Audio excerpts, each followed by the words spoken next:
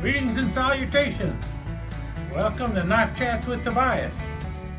Welcome back to the Rough Rider StoneWorx series of knives, and I think this is going to be one of those knives that when you see it, you're going to go, I never realized I always wanted that knife. Other people are going to look at it and go, it's about time Rough Rider put this knife in the StoneWorx series of knives. Now, there was one that was similar to it in the past, but it wasn't this one. And this is the one I think a lot of people were hoping for. And that's the RR2403, which is the Barlow, your basic 3 3/8 inch two-bladed Barlow. And we all know how popular the Barlow has become. Now, I got to be honest with you, when the first 12 Rough Rider knives came out, the Barlow wasn't as popular as it is today. In fact, around the time that this knife or the StoneWorx series first started off, the big five that you would find in almost any series was a stockman, often two stockmans, a trapper, a muskrat, canoe, and a Congress. Those were the kind of knives you'd usually find. Barlows rarely showed up. It's just the way it was. It was later that the Barlows started becoming a little more popular, and people started asking more for the Barlow. And so a few years later, after the original release of all the StoneWorx knives, Rough Rider did come out with a Barlow in the lineup, but it wasn't like this. It was this little guy, which is only like 2 7/8 inches long, I believe. Yeah, about 2 7/8 inches long. It was a lockback, which was pretty cool. And it used the stone pattern that was, I think, first used on the canoe and then later used on the baby sunfish. And almost all of the ones following it for some time were using this pattern of stone layout. And this is a very popular one. A lot of people like this stone layout. I also like it. What I would have preferred is if the outside would have been the blue, so there would have been more blue turquoise in there. And then the red stripes here, the bloody basin, and where the blue is. But the more you look at this, the more you think, yeah, they probably made the colors right. Red is a much more popular color than the blue is, so I can see why they did it the way they did it. And you got the abalone in the middle, and then the white mother of pearl there. And it's not a bad little Barlow, but it's not a proper Barlow. It's really a baby Barlow, but it's a lockback baby Barlow. And because it's a lockback, that also means that it's illegal in some places to carry, which was also an interesting thought. But everyone who saw this at the time, many people were making the comment, why didn't you just do a regular Barlow? Because that's really what a lot of people wanted. They wanted a regular Barlow when this came out, but they got this instead. But now we have a proper Barlow, and it is very close. If you look here, it's done very close to the same way this one was done. The only difference is we're missing a white stripe of mother of pearl. I'm not sure why they did that. It's probably because of the size of the stones that they're using there, and there really isn't enough room for that other stripe of mother of pearl. Personally, I would have rather lost the turquoise here and gone with the white mother of pearl there. That would have been a nice touch. But either way, it's a really good layout of the stones. And the cool thing about it is they kept the double R Rough Rider horseshoe shield, which is my favorite. I know a lot of other people would probably rather see the reverse double R shield up here. You know, one of them backwards, one of them forwards, which would be nice too. I mean, that would have been cool too. But at least it's not the big R on there. And I do like that horseshoe shield. You got the pinch bolster up at the top too, and the bear head bottom. Really nicely finished. You can see there is a little bit of a gapage right there. Or is there? Yeah, there is a gap. I can feel it with my fingernail. Not a big gap, and it is between the spring and the liner. Now that is on my knife. It may not be that way on your knife. What I find more important is how well are the stones laid in there, and the stones are laid in there really well. They're not. There's no gap between the brass liner and the stones all the way around. Those are nice and tight, so that's really good. Same with the nickel silver spacers between the stones. They're all nicely lined up. I don't see any gaps going in there. The reason I'm more concerned about that is if there were gaps between the spacers and the stones, or if there's a gap between the brass liner and the stone, you have more likelihood of a stone coming loose. A little gap between the liner and the back spring is not a big deal. We're talking a $22 knife. What are you expecting? Perfection? Considering the way the stones are laid out there, you do have close to perfect with the stones. Blade alignment on mine is not perfect, but at the same time, there's no blade rub going on. And the cool thing about a Barlow is you have a full liner between the blades, so you don't have to worry about the blades hitting each other. Nice clip blade. Good action going on with it. Nice walk and talk. I would say the pull on it, and this is straight out of the box. I have not done anything to it. I have not cleaned up the pivots or anything. Probably about a 5, which is the nice sweet spot for me.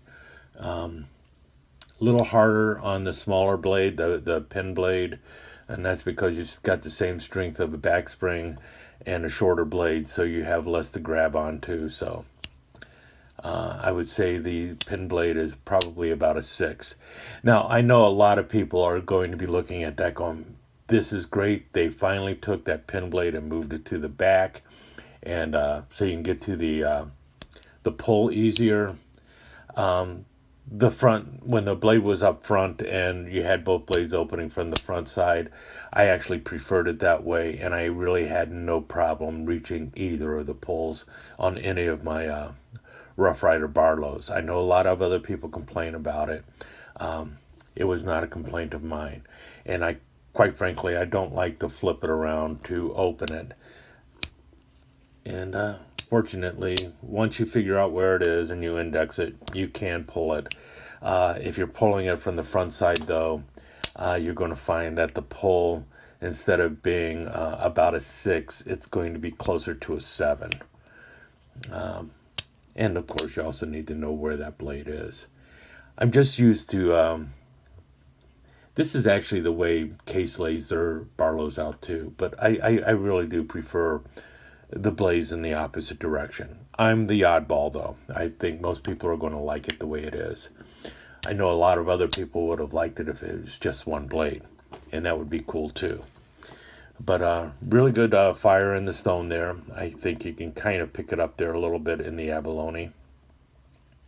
See the colors and everything. It's very iridescent. Looks really good. Lots of shades in there. Lots of blues and purples going on, and also the greens. So I'm really happy with that too. And a nice big chunk of abalone right there in the middle. So, and it's the Barlow. It feels good in the hand. I know there's not much you can say about a Barlow that people don't already know. If you like the pattern, I think you're really going to like this one. This blade is nice and tight too. Really good. No wobble there. You do have the swedge, so if you're big on the swedge, you're going to be happy with it. If you're not so big on it, well, you've got the swedge. Good half stop, good walk and talk. This blade is nice and tight too. Swedges seem to be about even. Just eyeballing the grind of the blade, they're even in size. You know, they look pretty good to me. The knife cuts well. You know, and it's 440B stainless, so a little bit better than 440A. A couple of people have asked how it works. I have to be honest with you, I have not cut anything with any of these knives yet, other than a couple pieces of paper. And, you know, they do the paper test just fine, but so does 440A, so does 420. So does D2, so does 3CR. You know, you can cut paper with just about any strength of or any quality of steel. So the only way I'm going to know how well the 440B holds up is once I start carrying one of the large toothpicks, which I will start doing relatively soon. And then once I've carried it for several months, I can tell you how well the 440B holds up. I was not buying these knives because I'm pocket carrying them, but I know some people do want to pick them up to pocket carry, and I think they would be an excellent choice for pocket carry. How well will the stones hold up? I'll let you know once I start carrying it. Right now, I was picking them up simply because of the collection.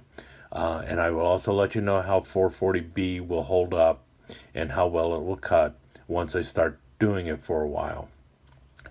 My information, what I know about 440B basically is that 440B is similar in quality to AUS 8 steel out of Japan. So if you're happy with AUS 8, then you'll probably be happy with 440B. That's what I know. Will the 440B from Rough Rider be as good as some of the 440B that was out of Camillus? I don't know. It depends entirely on the impurities that might be showing up in the Chinese 440B. But I will let you know more about that once I've used the knives for a while. And I'm not going to sit here and cut up cardboard for an hour just to find out how well it cuts up cardboard. The only way you can really test the quality of a blade steel is to use and carry it daily. And that's why I know I'm more than happy with 440A, because I have used and carried it daily for years with no problem. I'm assuming that 440B will do about the same. And the 440A that I have been using almost daily has been on a Rough Rider knife. So if they can do 440A all right, I'm assuming they can do 440B all right as well. Any case, there you have it. The beautiful Rough Rider Barlow in the StoneWorx series. And I'm sure a lot of people, like I said, are looking at this going, I just found the knife I never knew I always wanted, because this knife is really a beauty.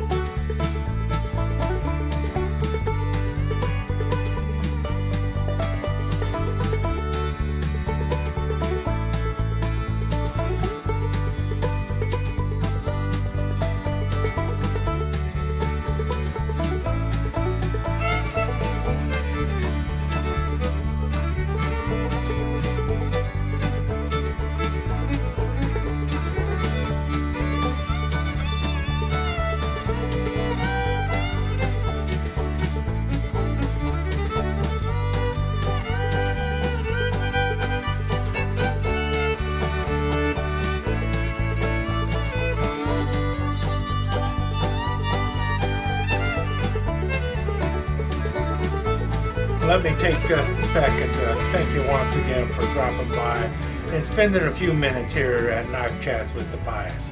I really do appreciate it. and I do appreciate any comments that you leave. So please remember to give me that thumbs up, and also don't forget to subscribe and ring that notification bell so you'll know when the next episode is up and running. Thanks again for dropping by. Really do appreciate your time here.